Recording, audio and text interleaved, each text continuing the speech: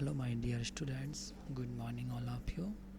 नमस्ते बेटियों, हमेशा खुश रहिए, मुस्कुराते रहिए, खूब पढ़िए लिखिए, तरक्की कीजिए और अपने माँ बाप का, अपनी यूनिवर्सिटी का और देश का नाम रोशन कीजिए। Myself JBN Pushpendra Bhardwaj, assistant professor, department of education, Jyoti Vidyapeeth, women's university Jaipur. Today we will discuss on the relationship between inflation and unemployment. Unemployment और इन्फ्लेशन में क्या रिलेशनशिप है, इसके ऊपर आज डिस्कशन करेंगे अपन। तो इससे पहले अपन डिस्कस करते हैं कि अनएम्प्लॉयमेंट क्या है, इसके टाइप्स क्या है, इन सब के ऊपर डिस्कस करते हैं। ठीक है बच्चों। तो what is unemployment? Unemployment is a term referring to individuals who are employable and seeking a job but are unable to find a job. Unemployment मतलब बेरोज़गारी का मतलब सीधा सा है, जो काम करना चाहता है और जिसके पास काम नहीं है, काम करने का इच्छुक है, इच्छा है, उसके काम करने लायक है, वो काम करना भी चाहता है लेकिन उसके पास काम नहीं मिल रहा है, उसके पास काम नहीं है, उसे बेरोज़गार कहेंगे। ऐसा नहीं है कि जो काम करने योग्य है और काम करना ही नहीं चाहता है, घर पे पड़ा रहता है, इसका मतलब नहीं है वो बेरोज़गार है। बेरोज़गार की परिभाषा ये है कि जो काम करना चाहता है और उसे काम नहीं मिल रहा है, उसे अनएम्प्लॉयमेंट कहा जाएगा।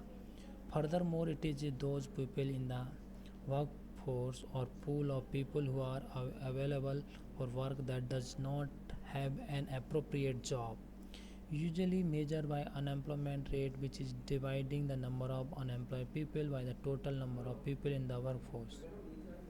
ये इसका फॉर्मूला अगर अपन बात करें तो अनएम्प्लॉयमेंट रेट है,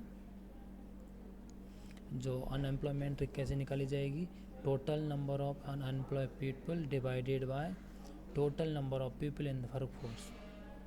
Unemployment serves as one of the indicators of an economic status.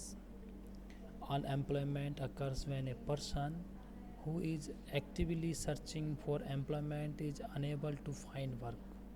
Unemployment is often used as a measure of the health of economy. The most frequent measure of unemployment is the unemployment rate, which is the number of employed people divided by number of people in the labor force.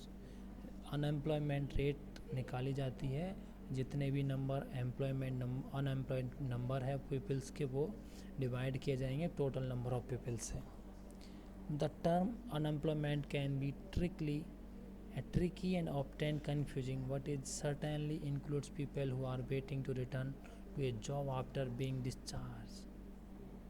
However, it does not anymore encompasses individuals who have stopped looking for a good job in the past 4 weeks due to various reasons such as leaving work to pursue higher education, retirement, disability, and personal issues. Even people who are not actively seeking a job anywhere but actually want to find one are more not considered unemployed.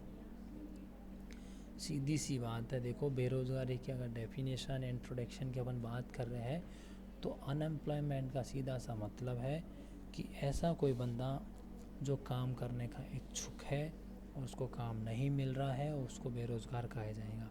या ऐसा कोई बंदा जो काम कर रहा था, उसे जॉब से निकाल दिया गया है और उसके पास अभी काम नहीं है, तो उसे बेरोज़गार कहेंगे।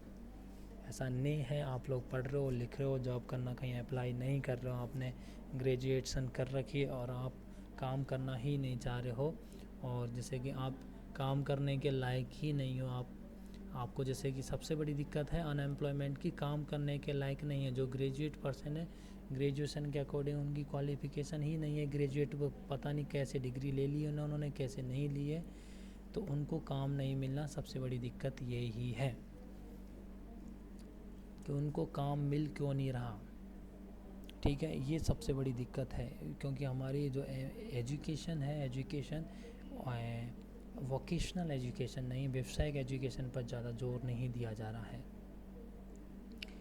Intersightly, peoples who have not looked for a job in the past 4 weeks but have been actively seeking one in the last 12 years but are put into category called the marginal attached to the labor force. Within this category, another category called discouraged workers, which refers to people who have lost all their hopes of finding job. Discouraged people का मतलब ऐसे आदमी लोग, ऐसे लोग जो काम करना तो चाहते हैं, जिनको काम करने के लायक में, बट उन्होंने जॉब मिलने की जो आशा होती है वो ही खो चुके हैं, वो लोग ख़त्म कर चुके हैं कि भाई हमें काम कहीं नहीं मिलेगा, ऐसा सोच रखी है, वो लोग वही डिस्करेज वर्कर्स होते हैं.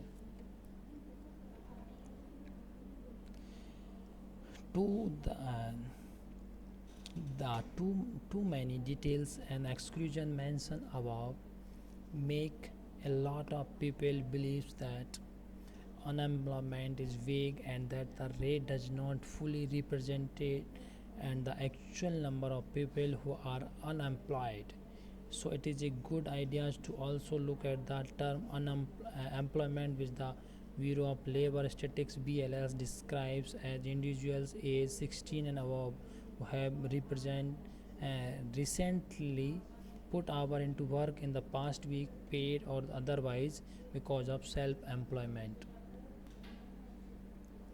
देखो ऐसा कोई इंसान जो 12 महीने से एक्टिव है, तलाश कर रहे हैं जॉब की, लेकिन 3-4 हफ्तों में नौकरी के तलाश में नहीं है, उन लोगों को मतलब 12 साल से, मतलब 12 महीने, एक साल में 12 महीने होते हैं, मतलब एक साल से वो नौकरी ढूंढ रहा है और नौकरी नहीं मिल रही है, लेकिन वो 4 हफ्तों से अभी नौकरी ढूंढ नहीं रहा. उसका मतलब है उसको अपन कहेंगे marginally attached to the labour force. Marginally attach है वो लेबर फोर्स में. इसी तरीके से ऐसा कोई बंदा जो उसने अपनी जितनी फाइन जॉब को प्राप्त करने की जितने की जो संभावनाएं है और जितनी भी आशा है नौकरी की, भाई मुझे नौकरी नहीं मिलेगी कहीं, उसने सब सोच लिया है, तो इसका मतलब है कि उसे डिस्करेज वर्कर्स की श्रेणी में, डिस्करेज लेबर की श्रेणी में रखा जाएगा. ठीक है.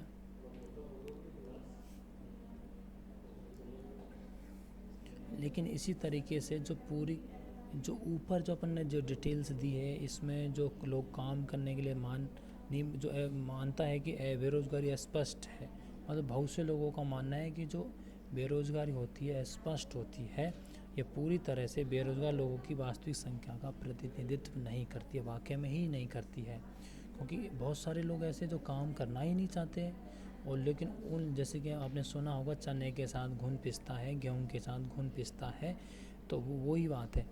तो जिन लोगों को काम रियलिटी में नहीं मिल रहा है वो स्किल्ड पर्सन्स है, और लेकिन उन लोगों के साथ में वो लोग भी अटैच हो रहे हैं जिन लोग काम ही नहीं करना चाहते हैं. तो सरकार का ध्यान उन लोगों की तरफ जाता ही नहीं है जो वाकई में काम करने के इच्छुक है और उनको काम नहीं मिल रहा, उन लोगों की तरफ ध्यान जाता ही नहीं है गवर्नमेंट का. फिर इसलिए रोज़गार शब्द को देखने के लिए एक अच्छा विचार है, जिसमें जो BLS है, ब्यूरो ऑफ लेबर स्टैटिस्टिक्स, जो है 16 वर्ष उससे अधिक आयु के व्यक्तियों के रूप में वर्णित करता है जिन्होंने हाल ही में भुगतान अन्यथा पिछले सप्ताह के कामों में घंटों लगा दिया है. क्योंकि इससे देखो BLS है, ब्यूरो ऑफ लेबर स्टैटिस्टिक्स के अकॉर्डिंग ऐसा कोई आदमी जिसने एक वीक में, ठीक है, पास्ट वीक में, पिछले वीक में 16 घंटे, 16 साल से ऊपर का, जिसने कुछ वीक में recently puts hour into works in the past week paid and otherwise because of self employment में कुछ ऐसे गुजारे हैं, तो उससे अपन बेरोज़गार कह सकते हैं. ठीक है, BLS ने कहा है ये. तो ये बात की अपन ने नॉर्मली कि बेरोज़गारी क्या होती है, बेरोज़गारी में क्या क्या लोग, कैसे लोग शामिल होते हैं. अब इसके अपन आगे डिस्कस करेंगे कि कितने टाइप्स की बेरोज़गारी होती है.